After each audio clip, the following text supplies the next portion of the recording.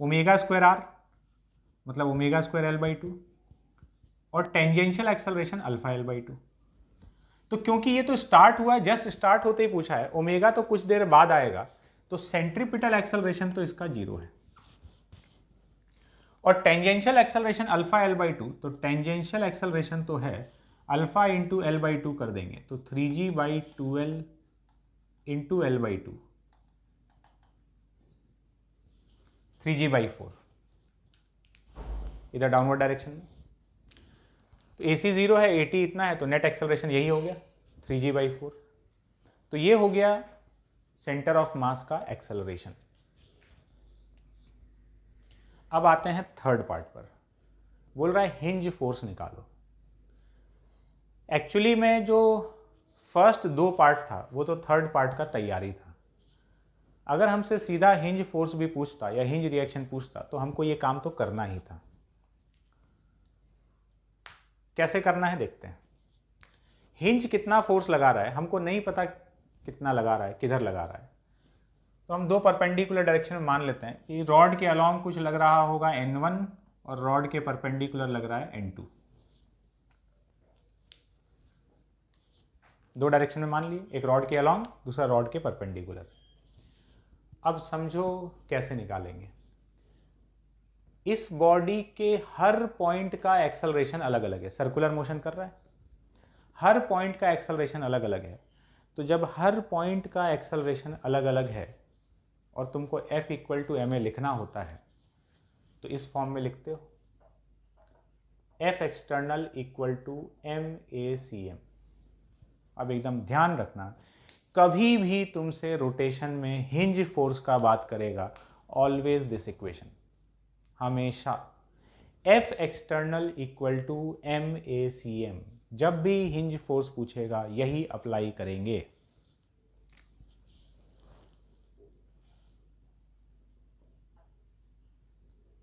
पहले along the rod देखते हैं, इसीलिए हम लोग ACM कैलकुलेट किए। रॉड के अलोंग नेट फोर्स लग रहा है इधर N1, this is equal to mass, और ACM सेंटर ऑफ मास का एक्सेलरेशन इस डायरेक्शन में AC है और AC का वैल्यू 0 है,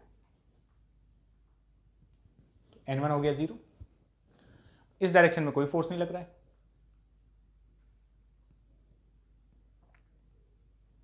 perpendicular to the rod, rod के परपेंडिकुलर, रॉड के परपेंडिकुलर अगर फोर्स देखेंगे, सेंटर ऑफ मास का एक्सेलरेशन इधर नीचे 80,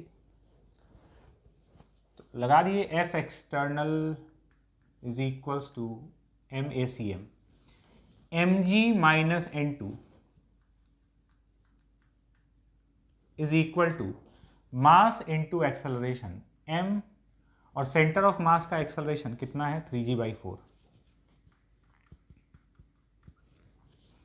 तो N2 का वैल्यू आ गया mg बाई 4, N1 0 है, N2 ये है, तो नेट फोर्स जो है वो N2 के बराबर ही हो जाएगा, हिंज के द्वारा जो लग रहा है mg बाई 4 के बराबर।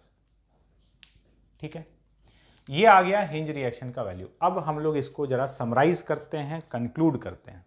ध्यान से सुने और ध्यान से समझें।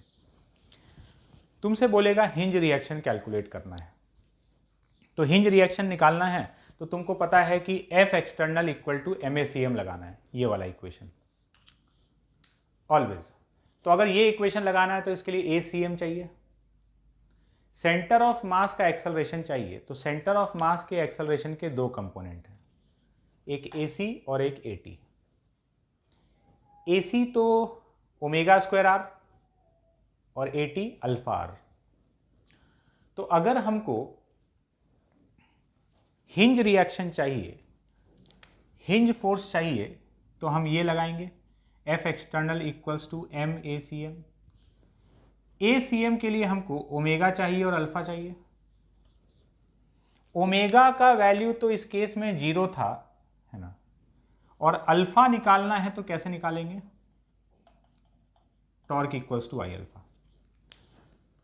ओमेगा इस केस में 0 है, किसी केस में हो सकता है, आगे हम लोग समझेंगे ये कैसे निकालना है। बट फिलहाल एक रोड मैप बनाओ। क्या है? एकदम ये मेथड याद कर लेना। हमको हिंज रिएक्शन पूछा तो हम एकदम दिमाग में सोचे कि यार अच्छा हिंज रिएक्शन निकालना है, मतलब F external equal to M A C M लगाना है। ये लगाना है मतलब सेंटर ऑफ मास का एक्सेलरेशन चाहिए, सेंटर ऑफ मास, इसको लगाने के लिए ए सी एम चाहिए। ए सी एम मतलब सेंटर ऑफ मास का एक्सेलरेशन, तो सेंटर ऑफ मास तो सर्कुलर मोशन कर रहा है, मतलब उसका टेंजेंशियल एक्सेलरेशन अल्फा आर और centripetal acceleration omega square R. Alpha कहां से निकलेगा?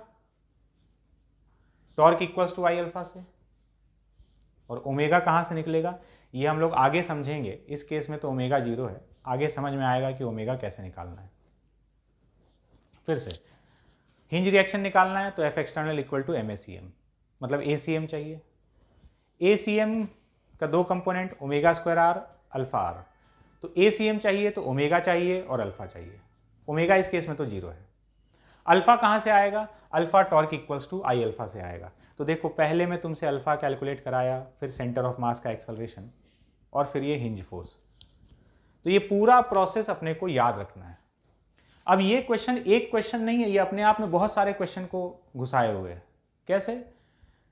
जरूरी थोड़ी तुमसे हिंज रिएक्शन, तुमसे छोटा सा चीज पूछ लिया कि बताओ इसका एंगुलर एक्सेलरेशन क्या है, तुमको पता है अच्छा अल्फा निकालना है तो torque equals to I alpha से निकल जाएगा। तुमसे बोला नहीं कि नहीं हमको तो सेंटर ऑफ मास का एक्सेलरेशन चाहिए, ये क्वेश्चन मान लो यहां तक खत्म करता या इसकी जगह यहां खत्म करता, सेंटर ऑफ मास का एक्सेलरेशन बताओ। तुम बोले अच्छा सेंटर ऑफ मास का एक्सेलरेशन चाहिए, मतलब अल्फा और ओमेगा चाहिए, अल्फा आर और ओमेगा स्क्वायर आर। अल्फा निकल जाएगा torque equals to I alpha से, ओमेगा कैसे निकलेगा ये देखते हैं। तो ये अपना टाइप 2 है, हिंज रिएक्शन निकालना। और क्वेश्चन देखते हैं इस पे तो बात क्लियर होगा, और ये भी समझते हैं कि ओमेगा कैसे निकाल सकते हैं। हेडिंग डालते हैं काइनेटिक एनर्जी। अभी हम लोग टाइप 2 में ही हैं, टाइप 2 के अंदर ये बात चल रहा है।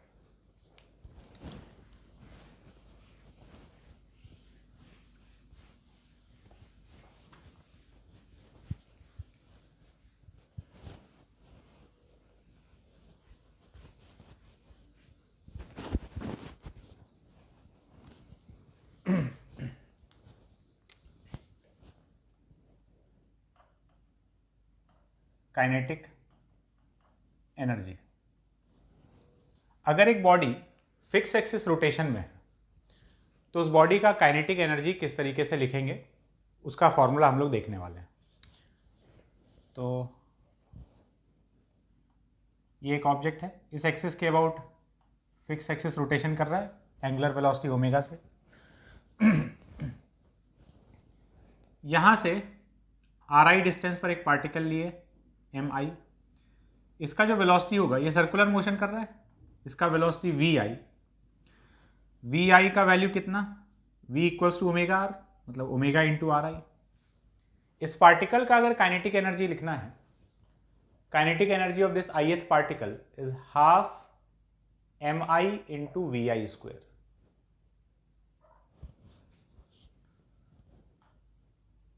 के I is equals to half M I, V I की जगह लिख दिए ओमेगा आर आई का स्क्वायर। तो kinetic energy of ith particle is half M I R I square into omega square. ये एक पार्टिकल का हुआ, सम कर लेते हैं तो टोटल काइनेटिक एनर्जी आ जाएगा।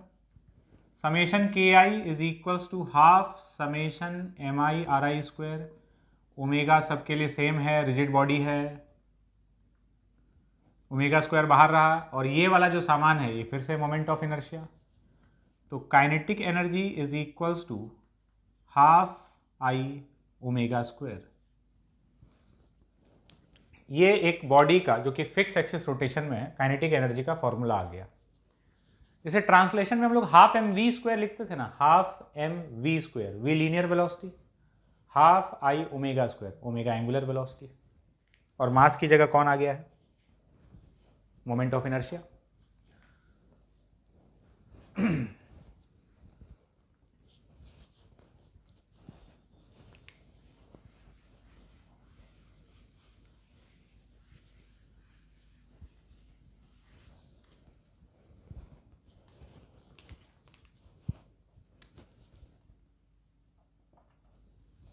देखो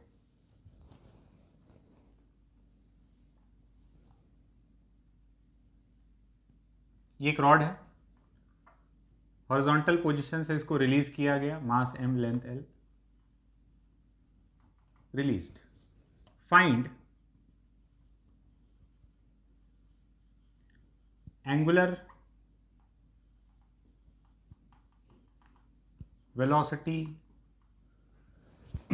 of the rod when it becomes vertical.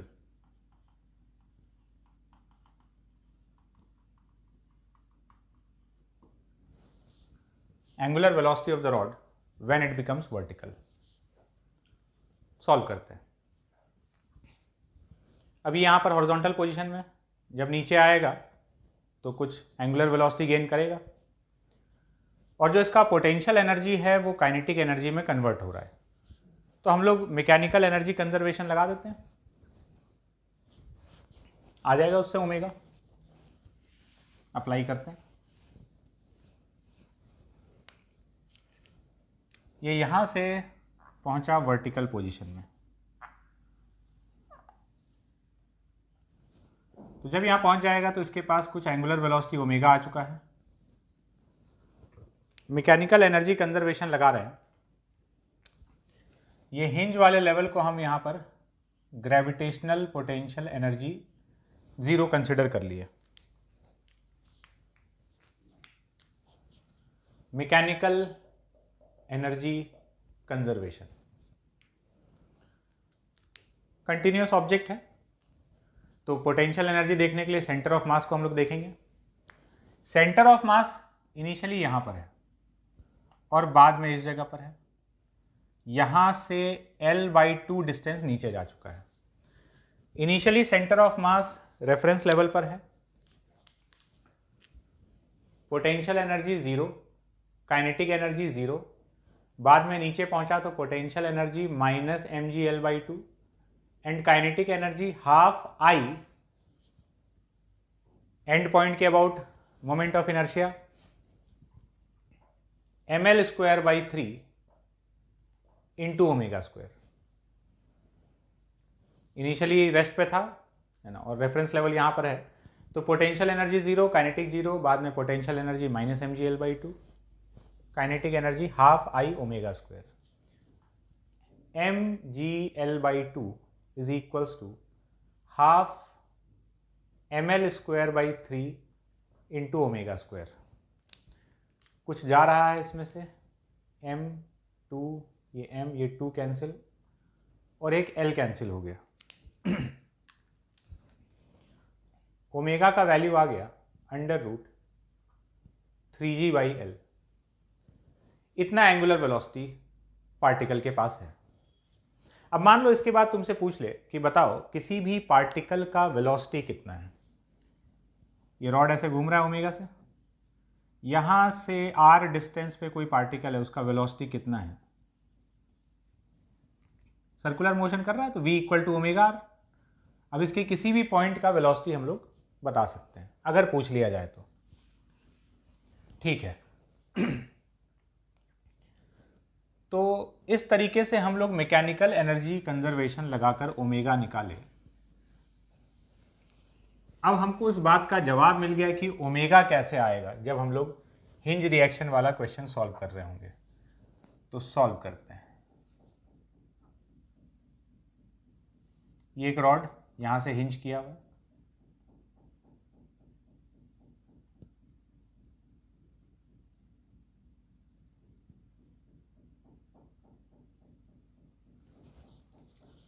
Mass m, length l, इसको रिलीज कर दिया गया।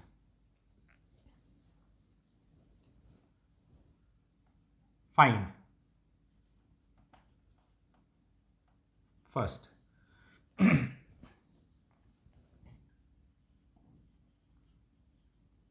Angular acceleration of the rod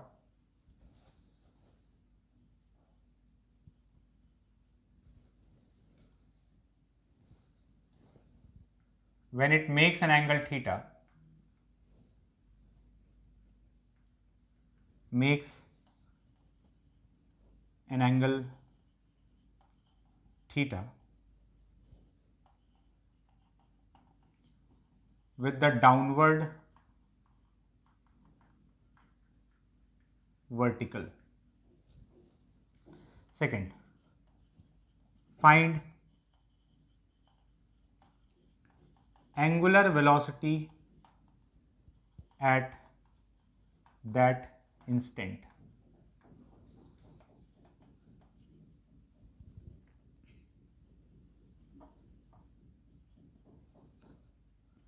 Third, acceleration of center of mass at that instant. Fourth, hinge reaction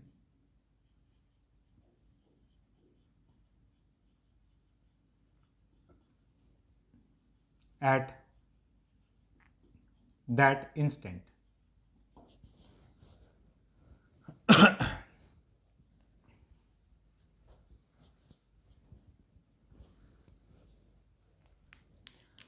तो जब ये घूमते हुए डाउनवर्ड वर्टिकल से थीटा एंगल पर होगा तो उस समय अल्फा बताना है, फिर ओमेगा बताना है, फिर एक्सेलरेशन ऑफ सेंटर ऑफ मास बताना है और फिर हिंज रिएक्शन बताना है।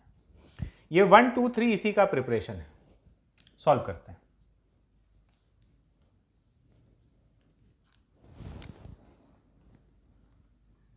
जब ये घूमते हुए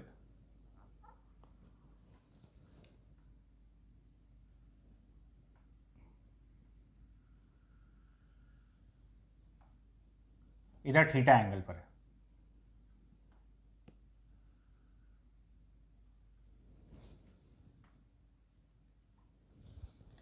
डाउनवर्ड वर्टिकल से थीटा एंगल पर जब ये है,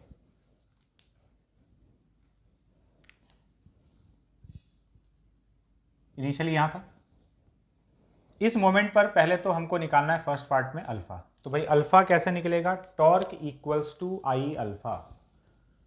फर्स्ट पार्ट सॉल्व करते हैं। तो इक्वेशन तो हमको हिंज के अबाउट लिखना है। mg लग रहा है यहां पर डाउनवर्ड डायरेक्शन में, दिस एंगल इज थीटा। तो mg का इधर कंपोनेंट आएगा mg cos थीटा और परपेंडिकुलर में आएगा इधर mg sin theta. Torque equals to I alpha किसके about? Definitely about hinge. Torque हो गया mg sin theta into L/2। इस एक्सिस के अबाउट रॉड घूम रहा है, कॉर्नर वाला एक्सिस रॉड के परपेंडिकुलर है, ml²/3 ml²/3 इंटू अल्फा। तो यहां से अल्फा का वैल्यू आ गया 3g sin theta upon 2l। ठीक है भाई, फर्स्ट पार्ट हो गया। सेकेंड पार्ट पे चलते हैं। अल्फा मिल गया, इसके पास कुछ एंगुलर वेलोसिटी भी होगा। अब सेकेंड पार्ट में बोला है कि angular velocity at that instant. Angular velocity निकालना है तो वही पोटेंशियल एनर्जी काइनेटिक में कन्वर्ट हुआ है, MEC मैकेनिकल एनर्जी कंजर्वेशन। लगा देते हैं। इसको हम लोग ले लिए reference level, gravitational potential energy 0। Centre of मास पहले यहां था, अब यहां पर है। तो ये डिस्टेंस L/2 है, तो ये वाला हो गया L/2 cos थीटा। ये सेंटर ऑफ मास इतना नीचे आ चुका है। अप्लाई करते हैं mechanical energy conservation. Initially centre of mass reference level पर है, पोटेंशियल एनर्जी 0, रॉड रेस्ट पर है, काइनेटिक एनर्जी 0। बाद में centre of mass L/2 cos theta नीचे है, तो minus mg L/2 cos theta and kinetic energy half I omega square, तो half ml²/3 into omega square. mg L/2 cos थीटा is equals to half ml²/3 into omega square। तो यहाँ से omega का value आ जाएगा under root 3g cos theta upon L. ये आ गया रॉड का एंगुलर वेलोसिटी उस मोमेंट पर। सेकेंड पार्ट हो गया। चलते हैं थर्ड पार्ट पे। थर्ड पार्ट बोल रहा है acceleration of centre of mass. तो भाई सेंटर ऑफ मास का एक्सेलरेशन चाहिए, तो centre of mass circular motion कर रहा है, एक्सेलरेशन के दो पार्ट रहेंगे। इस तरफ सेंट्रीपिटल एक्सेलरेशन और इधर टेंजेंशियल एक्सेलरेशन। तो सेंटर ऑफ मास का एक्सेलरेशन अगर लिखना है तो ACM का एक हिस्सा है सेंट्रीपिटल एक्सेलरेशन जो कि ओमेगा स्क्वायर एल बाई 2 हो जाएगा, और एक tangential acceleration alpha into R मतलब अल्फा एल बाई 2। ओमेगा और अल्फा का वैल्यू अपने पास है, इसको रख देते हैं। ओमेगा है 3g cos theta by L, तो AC equals to 3g cos theta by root 3g cos theta by L का स्क्वायर हो गया इंटू एल बाई 2। तो AC is equals to 3g by 2 cos theta and 80 tangential acceleration alpha L by 2। Alpha ये रखा हुआ है 3g sine theta by 2l into L by 2। तो tangential acceleration 3g sine theta by 4। ये tangential आ गया, ये centripetal आ गया। Net acceleration बोलेगा तो हम लोग under root of AC square plus 80 square, ये अपना रिजल्टेंट हो गया। ये सेंटर ऑफ मास का एक्सेलरेशन।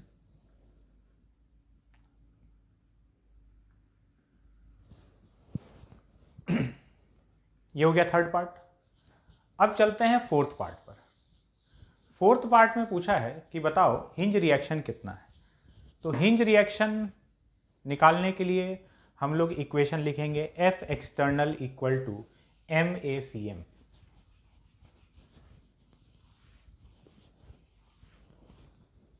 तो सबसे पहला स्टेप कि हिंज से दो कंपोनेंट मान लो फोर्स का। एक रॉड के अलोंग ले लेते हैं N1 और एक रॉड के परपेंडिकुलर ले लेते हैं। कोई ऐसे भी ले सकता है, एक x में ले लिया एक y में, किसी भी दो परपेंडिकुलर डायरेक्शन में मान लो। अलोंग और परपेंडिकुलर ज़्यादा कन्वीनियंट रहेगा सॉल्व करने में। एक रॉड के अलोंग N1, रॉड के perpendicular N2। Fourth part hinge reaction निकालना है तो हमेशा F external equal to MACM। Along the rod, rod के अलोंग अगर लिखेंगे एक्सेलरेशन इधर है, इसको पॉजिटिव लेते हुए N1 और mg का इधर कंपोनेंट आ रहा है mg cos थीटा, तो N1 माइनस mg cos थीटा is equals to m into AC। तो N1 is equals to mg cos theta plus AC का वैल्यू है अपना 3g बाई 2 cos थीटा, तो ये 3mg by 2 cos theta. N1 का value आ गया 5mg by 2 cos theta.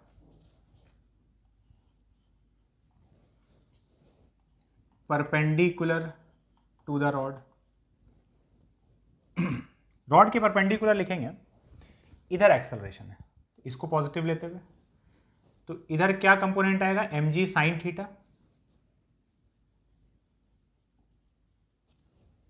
Minus N2, rod के परपेंडिकुलर नेट फोर्स देख रहे हैं, mg sine theta minus N2 is equals to m into 80।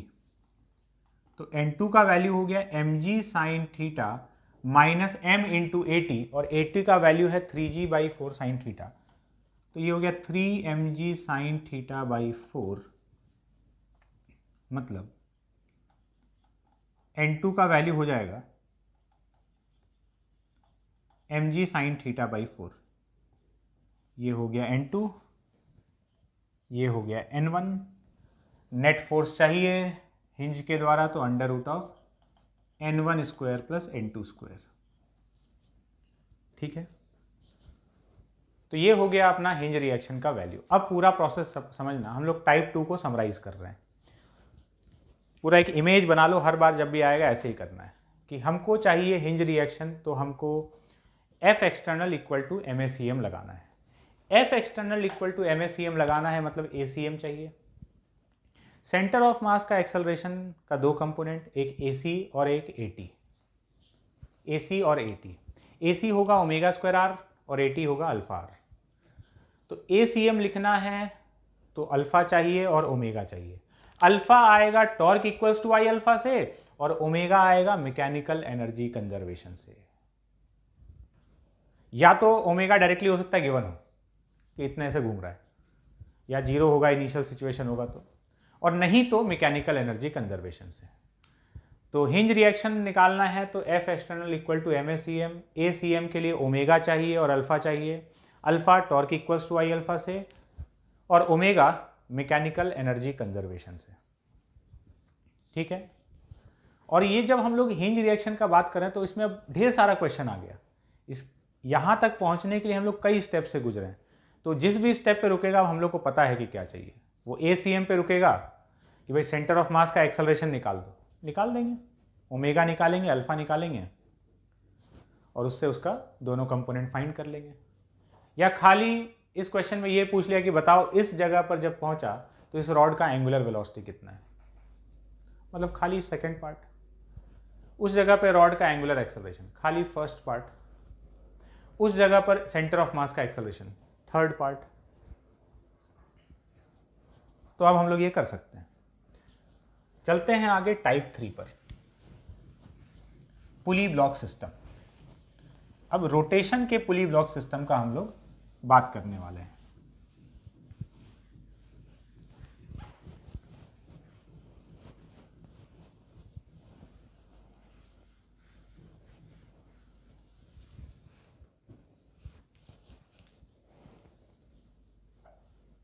Type 3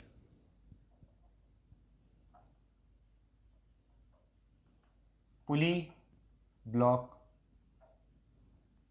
system.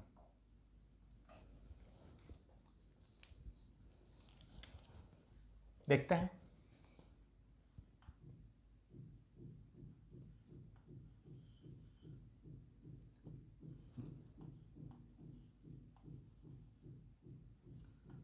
Pulley block system में